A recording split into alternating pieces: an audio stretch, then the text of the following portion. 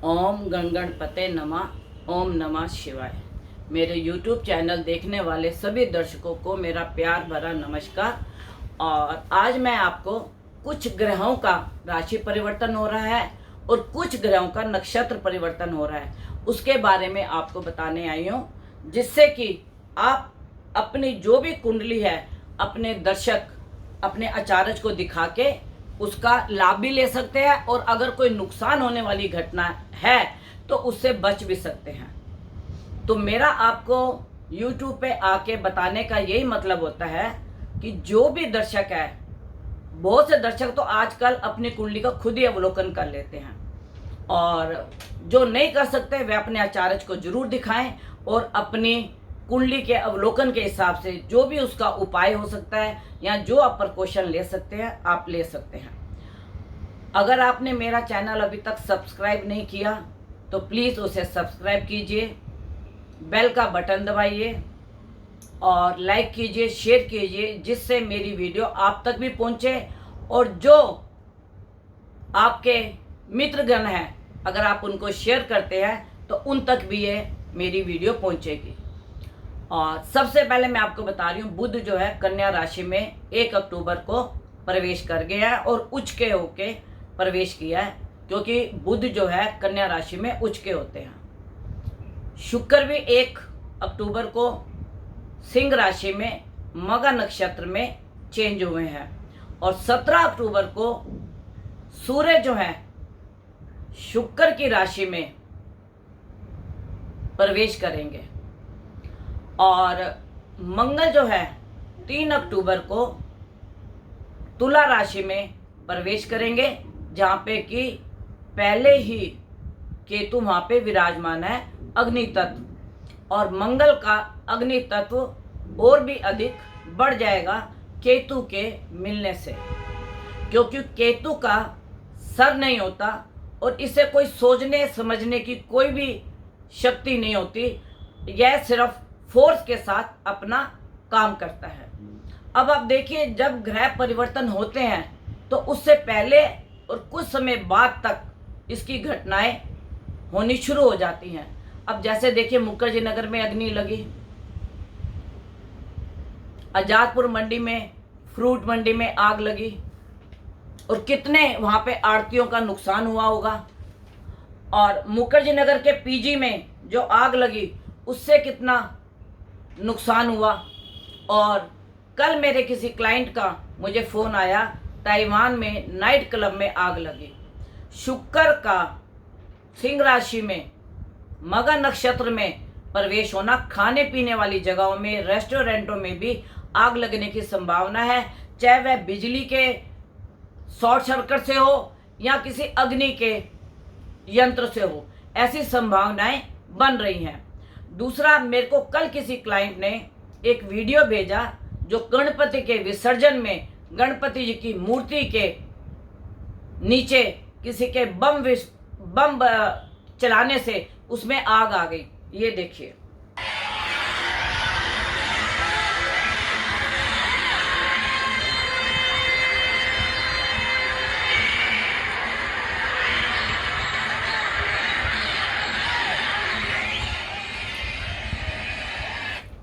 तो जो मेरे दर्शक हैं वह भी मुझे वीडियो भेजते हैं कि माँ देखिए इस जगह पे आग लग गई, देखिए इस जगह पे अग्नि हो गई। तो ऐसे बहुत से दर्शक हैं जो मुझे ऐसा भेजते भी हैं। अब देखिए, मंगल का तुला राशि में जाना चित्रा नक्षत्र में, और 13 अक्टूबर को यह स्वाति नक्षत्र में आ जाएगा, राहु के नक्षत्र में, तब अग्नि तत्व की घटनाएं और भी बढ़ जाएंगी। तो मेरे कल दर्शक का एक फ़ोन आया, तो उनका वृश्चिक लगन था, तो उसने मेरे को बोला कि गुरुमा हमारे साथ क्या होगा। तो मैंने बोला, आपके लिए मंगल शुभ कारक है, आपके जो मंगल की दृष्टि है पंचम में, बुद्धि तीव्र चलेगी, शत्रुओं का दमन होगा, और मंगल की जो दृष्टि है वह आपके सप्तम स्थान में भी पड़ेगी, जिससे कि आपके पति को आपके जो भाग्य के द्वारा कुछ लाभ होगा। उसने मेरे को बोला कैसे, मैंने कहा कुछ प्रॉपर्टी के द्वारा हो सकता है, कुछ प्रॉपर्टी के बेचने से या खरीदने से।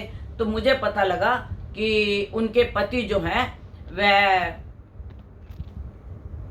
प्रॉपर्टी का ही काम करते हैं, क्योंकि वृश्चिक लगन से तुला राशि जो है 12वीं होती है। तो मंगल की जो 8वीं दृष्टि है वह उनके 7वें स्थान में, बिजनेस स्थान में, कार्य में बढ़ोतरी में उनको लाभ देगी।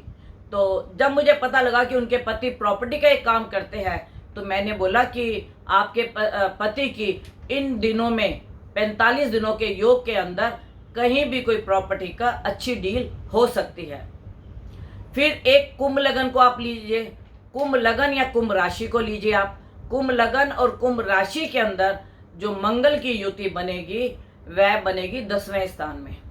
तो 10वें स्थान में जो है मंगल दिग्बली होता है और उनके मतलब कार्य स्थान में प्रमोशन होने की मतलब बन सकती है, और कोई प्रॉपर्टी के द्वारा उनको लाभ हो सकता है, व्हीकल के द्वारा उनको लाभ हो सकता है। अगर कोई व्हीकल लेने की सोच रहे हैं तो मैं ये बोलूँगी कि उनको उससे भी लाभ हो सकता है। तो कुछ ऐसे ऐसे योग बनते हैं जिसके अंदर हम जब ग्रह परिवर्तन होते हैं तो हम उन दर्शकों को बताते हैं।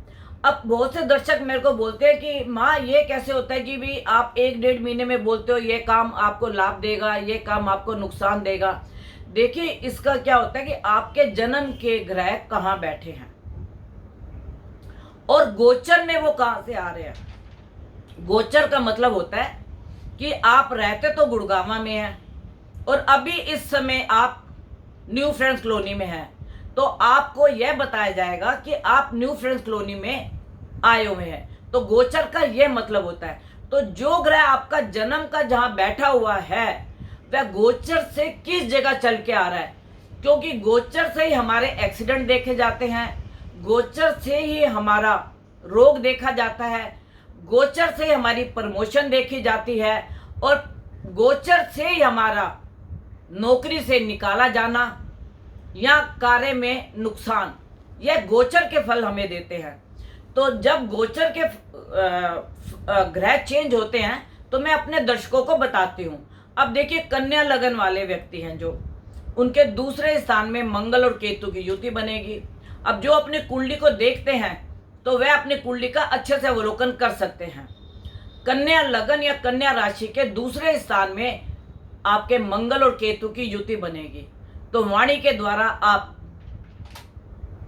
किसी को दुख पहुंचा सकते हैं, या वाणी के द्वारा आप ऐसे शब्द बोल सकते हैं कि आपके संबंधों में विच्छेद आ सकता है, आपके संबंधों में करवाहट आ सकती है।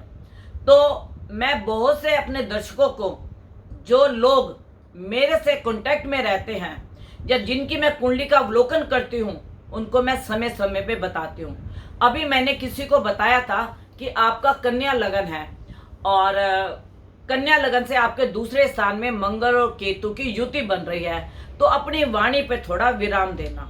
अगर कोई व्यक्ति आपसे उलझता भी है तो आप आंखों से देखो, कानों से सुनो, मुंह से आप कुछ मत बोलिए, क्योंकि आपकी वाणी इस वक्त पकड़ी जाएगी। तो मतलब मेरा ये कहने का मतलब है कि जब भी कोई ग्रह गोचर से आपके किस स्थान में आ रहा है, आपको उस हिसाब का फल मिलेगा। अब देखो मैंने कन्या राशि और कन्या लगन का बोला, उनके दूसरे स्थान में आ रहा है। अब इसी तरह से आप सिंह राशि ले लीजिए, तो सिंह राशि के कहाँ आएगा, तीसरे स्थान में आएगा।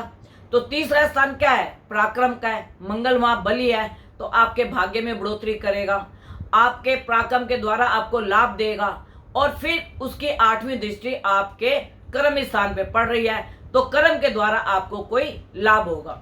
इसी प्रकार कर्क राशि ले लीजिए, कर्क राशि के चौथे स्थान में मंगल और केतु की युति बनेगी, तो भूमि के द्वारा कुछ नुकसान, माता के स्वास्थ्य में कुछ नुकसान, या कुछ मन विचलित रहेगा। चौथा स्थान चंद्रमा का होता है, चौथा घर चंद्रमा का होता है, तो कर्क लगन भी हो गया, तो आप देखिए कुछ मन विचलित रहेगा, कुछ मन में उदासी रहेगी। मिथुन लगन ले लीजिए या मिथुन राशि ले लीजिए, उसके पंचम में आएगा। पंचम में संतान के साथ कुछ उलझन हो सकती है। भाग्य में कुछ रुकावट आ सकती है और लाभ स्थान में कुछ आपके लाभ में हानि हो सकती है, क्योंकि उसकी 8वीं दृष्टि आपके व्यय स्थान में पड़ेगी। तो कुछ लाभ जो होना है उसके बदले में आपको हानि होने की संभावना बनेगी। दूसरा फिर आपका आ गया वृष। वृष लगन ले लीजिए या वृष राशि ले लीजिए, उसके आपके 6ठे स्थान में पड़ेगी। 6ठे स्थान में जो मंगल होता है वह बली होता है, वह शत्रुओं की हानि करेगा, कर्म को बढ़ाएगा, धर्म को बढ़ाएगा आपके, और कुछ व्यय भी कराएगा। किसके ऊपर? धर्म और कर्म के ऊपर। और इसके बाद आपकी आती है तुला, उसके बाद आती है आपकी मेष राशि। मेष राशि आएगी, तो मेष राशि के सप्तम में आएगा। सप्तम में आने का मतलब आपके कार्य को बढ़ोतरी देगा, क्योंकि उसकी 4थी दृष्टि राज्य कार्य में पड़ेगी, तो उसमें वह बढ़ोतरी देगा। उसके बाद आपके लगन को देख के आपके अंदर कुछ जोश, मंगल जहां देखता है वहां पे जोश देता है, तो उसके अंदर जोश देगा, लेकिन वाणी में कुछ कटुता ला देगा। तो उसके लिए मतलब मैं ये बोलूंगी कि मेष राशि और मेष लगन वालों को अपनी वाणी पे कंट्रोल करना चाहिए। इसी प्रकार जैसे मैंने आपको कन्या लगन से लेके मेष राशि तक के लिए बताया है, तो इसी प्रकार मीन का भी आएगा, कुंभ का भी आएगा। अगर आप कुंभ राशि और कुंभ लगन को देखें तो उनके 10वें स्थान में तुला राशि आएगी। तो वह तुला राशि जो उनके 10वें स्थान में मंगल और केतु की युति बनेगी, वह प्रॉपर्टी को देखेगी, व्हीकल को देखेगी। प्रॉपर्टी के द्वारा उनको लाभ होगा, व्हीकल के द्वारा उनको लाभ होगा। और इसमें अगर कोई प्रॉपर्टी का बिजनेस करता होगा तो उसको यह 45 दिन लाभ के मिलेंगे। लेकिन 30 अक्टूबर को केतु यहां से निकल के कन्या राशि में आ जाएगा।